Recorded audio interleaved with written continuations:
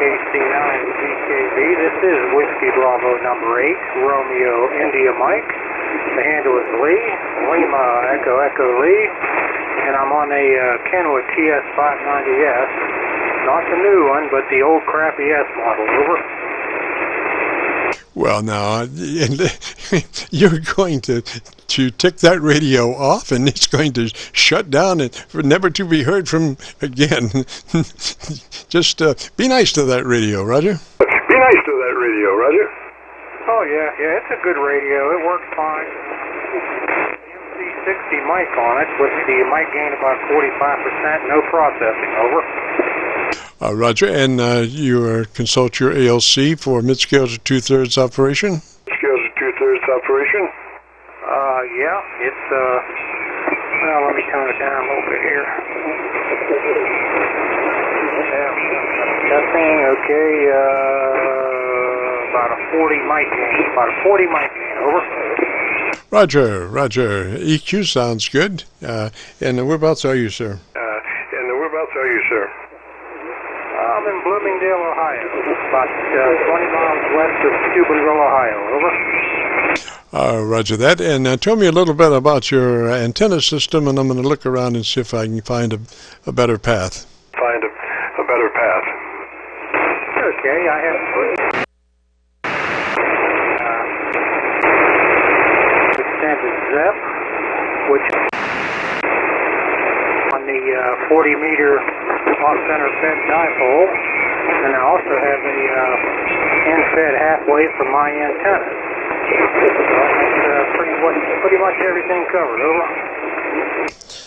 Roger, Lee. Getting just a little bit of adjacent channel QRM, but I think your EQ is fine. Now that doesn't have a selectable bandpass. Roger, what bandpass is that radio? For the transmitter, I have it at 3,100. That's the max. Roger, and that same setting brings your receiver along with it?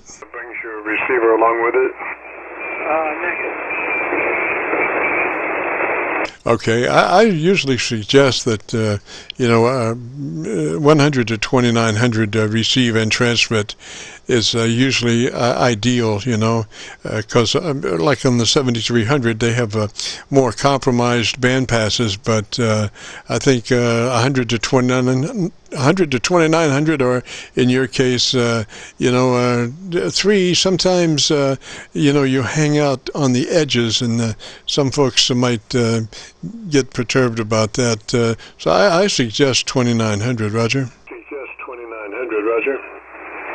Okay, stand by for a second. I'll crank it down. You can tell me if it makes any difference. All righty. This is KC9VKV, the Friday afternoon Qso-Vlog net. KC8, COI. Kilowatt, Charlie 5, Kilo Delta 8 Alpha, Quebec Tango. Station standby. We're still working with LEE-WB8RIM right at the moment, but we will be free shortly, so stand by, please. Okay, there's 2900, over. All right, just tell me about your antenna system. Let me hear you for just a second. Okay, right now I'm on the off-center fed dipole up about 25 feet. I also have a non-intense in-fed half wave up, and I have a 40-meter double extended ZEP with a LDE RT100 antenna tuner on the end of it. So I can cover about all the bands. Over. Roger that. Now, I would suggest you have EQ, Roger. Right now, yes, I have the high boost, low boost, high boost 1 and 2. I've got it on high boost 2, over. And where were you before? I never changed the high boost. That's in the menu. It's just high boost. Let me find it here. This is high boost 2, and I'll change it to high boost 1. There's high boost 1. Does that make any difference, over? I think since you're going to run 2900, I think I would go to high boost 2 to get a little bit more articulation on your audio, Roger. Articulation on your audio, Roger. Okay, I'm on high boost 2 now. In order to change the user settings in it, I have to hook up the laptop, and then I could tailor the audio for the transmit, because I don't have my laptop upstairs. Over. Roger, you're fluctuating down. Sometimes you're like -2. I'm copying you on the Milford PASDR, and sometimes you do drop down a little bit. So I'm not getting quite the signal that I would like to be able to hear your audio, Roger. Be able to hear your audio, Roger. Okay. Do you think I need any kind of processing, over? Yeah, if you have it, I would put that compressor in line at a 3. That's our normal suggestion. It's a uniform setting that's not going to shake the world, but it does exactly what it needs to do. A 2 is too light, and a 4, you start to hear it sucking up. So a 3 is just about ideal, Roger. Okay, this has 2 processor settings. It has a processor in and processor out. Right now my ALC is like on the bottom. Let me crank my mic gain up just a smidge. And does it sound okay right here? I got the processor in at 30 and the processor out at 40. Over. Yeah, it sounds pretty good. It looks like about a 3 dB dynamic range, which is where you want to be, Roger. Where you want to be, Roger. Okay, sounds good there. I'll just nail it down right there. Over. Roger, get the duct tape. I'm sorry, the Gorilla tape. Okay, I'll keep it set right here. The rig's not a bad rig. I like it. I got to play around with the receive audio. I have to hook the laptop up and do the user menu. It's kind of rough. I can't get quite the sound I want out of it on the receive. It's just got kind of a harshness to the edge of the audio. Over. Roger, well, the thing you want to do is get that audio out of the box and into a monitor system. You know, the radio doesn't have enough cubes to accurately reflect the real audio.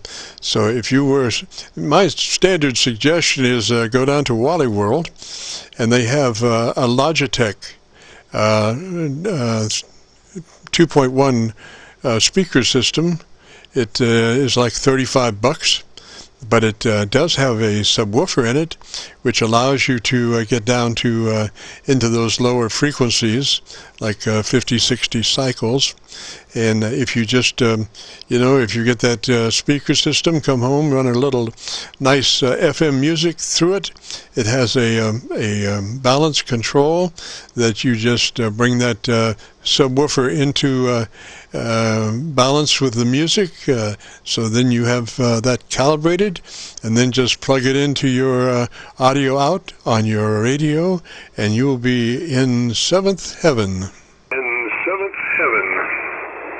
Okay, the speaker I'm using right now, the external speaker, is a Kenwood SP230.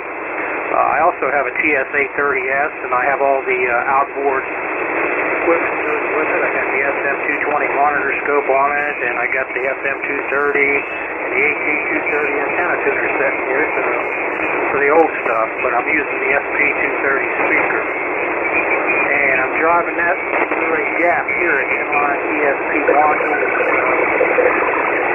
Gives me a little bit of amplification, adds a little bit of bass to it, but it doesn't take out the harshness. I wrote all that down, I'll look into it. So with that, I'll say 73s and let somebody else have a chance. I'm going to nail her down here and just monitor the frequency. Over. Roger that, Lee. That amp at Wally World is just beautiful. That subwoofer does take it down to 60 cycle capability. There's probably no other amp in the world for $35 that you're going to find as amazing as that. But you know, that's what I would suggest. And you know, just calibrate it with some nice music, and then plug it in, and you will be amazed. Like you know, the ICOM 7300 is just an exceptional radio, and I had the privilege of running one of those in a test mode for about 3 months, and in the filter 1 position, which is no filtering at all, it easily went down to 100 cycles in receive mode, and just outstanding with a nice monitor system. Roger. A monitor system, Roger. Oh, Roger, I have one of them also. You helped me set that one up about a couple months ago. This is the Kenwood turn in the barrel today, and probably I'll have the Eagle set up next week. Over. Ah, roger that, roger that. Well, you know, that 7300 was really nice. You obviously could not use the noise blank because of the distortion, and you did not want to use the noise reduction because it put in some echo. I don't know exactly what that was about. So I ran that radio in filter 1, no noise reduction and no noise blank, and it really was a nice sound, Roger. A nice sound, Roger. Roger. I do miss the band scope. I fell in love with the band scope on it. It's kind of hard to use a radio that doesn't have it. So Dad, I'll say 73s, and I'll let you get somebody else before they get mad at me. The KC9VKV, this is WB8RIM. Roger Lee, 3Z sir. Have a great afternoon and a beautiful weekend. This is KC9VKV, the Friday afternoon Qso-Vlog net. If you have a radio you want to check out, give me a shout.